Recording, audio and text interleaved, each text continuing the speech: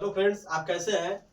उम्मीद करते हैं कि आप अच्छे होंगे, स्वस्थ होंगे और बेहतरीन तरीके से पढ़ाई करते होंगे। ठीक है दोस्तों, आज की इस वीडियो में हम क्लास 12th का हिंदी का ठीक है आता है। हमको दोस्तों बता दें कि गद्यांश और पदांश दो होते हैं। ठीक है, आता है आपको संदर्भ लिखने के लिए और रेखांकित अंश की व्याख्या करने के लिए। मैं आपको दिखा देता हूँ, जो कि 2025 का देखिए मॉडल पेपर है। आप लोग एक बार देख लीजिएगा। तो सबसे पहले हमसे यही क्वेश्चन में पूछा गया है कि दिए गए गद्यांश, देखिए यहाँ पर लिखा है दिए गए गद्यांश, ठीक है, दिए गए गद्यांश पर आधारित निम्नलिखित प्रश्नों के उत्तर दीजिए। ठीक है, आप लोग एक बार देख लीजिएगा। यहाँ पर आप लोग को दिखाई दे रहा है तीसरा क्वेश्चन। तो सबसे पहले क्वेश्चन में यही बोलता है कि आप गद्यांश पदांश दो देगा। ठीक है, और गद्यांश में आप एक देता है संदर्भ लिखने के लिए और रेखांकित अंश की व्याख्या करने के लिए, और उसमें 2-3 क्वेश्चन दे देता है। ठीक है, टोटल कितने नंबर का? 10 नंबर का आता है दोस्तों। 10 नंबर का ये टोटल आता है गद्यांश, और पदांश आता है 10 नंबर का, यानी कि दोनों मिलाकर 20 नंबर के आते हैं। तो आज के इस वीडियो में हम लोग गद्यांश के मतलब कैसे मतलब उसका संदर्भ लिखना है और रेखांकित अंश की व्याख्या करना है सीखेंगे। ठीक है, तो मैंने यहाँ पर लिखा है जो पहला प्रश्न है आपको, जो जिसका संदर्भ और रेखांकित अंश की व्याख्या करना है। यहाँ पर लिखा है कि जो जन पृथ्वी के साथ, मैंने पूरा नहीं लिखा है, आप लोग एक बार देख लीजिएगा प्रश्न को। ठीक है, जो जन पृथ्वी के साथ पाने का अधिकार है। ठीक है, बीच में बहुत सारे ज्यादा वर्ड है, इसलिए मैंने नहीं लिखा है। मतलब शुरुआत वाला लिखा है और अंत वाला लिखा है, लास्ट वाला। ठीक है, तो संदर्भ सबसे पहले लिखते हैं, उसके बाद क्या लिखते हैं? रेखांकित अंश की व्याख्या करते हैं और उसके बाद प्रश्नों का उत्तर देते हैं। तो संदर्भ कैसे लिखा जाता है? संदर्भ लिखने के लिए सबसे पहले आपको पाठ का नाम याद होना चाहिए और लेखक का नाम होना चाहिए, याद होना चाहिए। जो इस कहानी को लिखे हैं उनका नाम, मतलब उनका नाम लिखा याद होना चाहिए और पाठ का नाम याद होना चाहिए। ठीक है, तो संदर्भ हम लोग लिखे हैं यहाँ पर, देखिए कि प्रस्तुत गद्यांश हमारी पाठ्य पुस्तक हिंदी के राष्ट्र का स्वरूप नामक पाठ से लिया गया है, जिसके लेखक वासुदेव शरण अग्रवाल जी हैं। इतना आपने कर दिया, आपको 2 नंबर मिल जाएगा। कितने नंबर मिल जाएंगे? 2 नंबर आपको मिल जाएगा। एक बार फिर से संदर्भ पढ़ लेते हैं कि प्रस्तुत गद्यांश हमारी पाठ्य पुस्तक हिंदी के राष्ट्र का स्वरूप नामक पाठ से लिया गया है, जिसके लेखक वासुदेव शरण अग्रवाल जी हैं।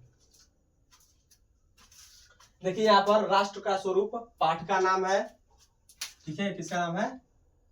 पाठ का नाम है, पाठ का नाम, और लेखक वासुदेव शरण अग्रवाल। जो इन्होंने क्या किया है? ये लिखा है। ठीक है, राष्ट्र का स्वरूप को इन्होंने लिखा है। ठीक है, तो संदर्भ आपको मतलब आशा करता है कि आपको अच्छे तरीके से समझ में आ गया होगा दोस्तों। अब आगे करते हैं रेखांकित अंश की व्याख्या। ठीक है, यहाँ पर देखिए जो ये प्रश्न दिया है दोस्तों, इसी में आपको मतलब अंडरलाइन करते हुए कुछ क्वेश्चन आपको देंगे। उसका क्या करना है हमको? रेखांकित अंश की व्याख्या करना है। ठीक है, तो इसी का हमको क्या करना है? जैसे मान लीजिए इसी को अंडरलाइन कर देते हैं।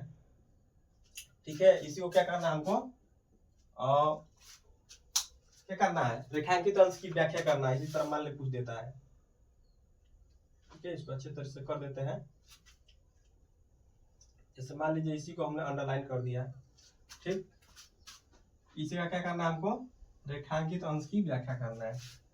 तो रेखांकित अंश की व्याख्या आपको क्या करना है? हेडिंग डालना अच्छे तरीके से। अगर बोर्ड एग्जाम की आप लोग कॉपी में लिख रहे हैं, अच्छे से रेखांकित अंश की व्याख्या कीजिए, मतलब डालिएगा।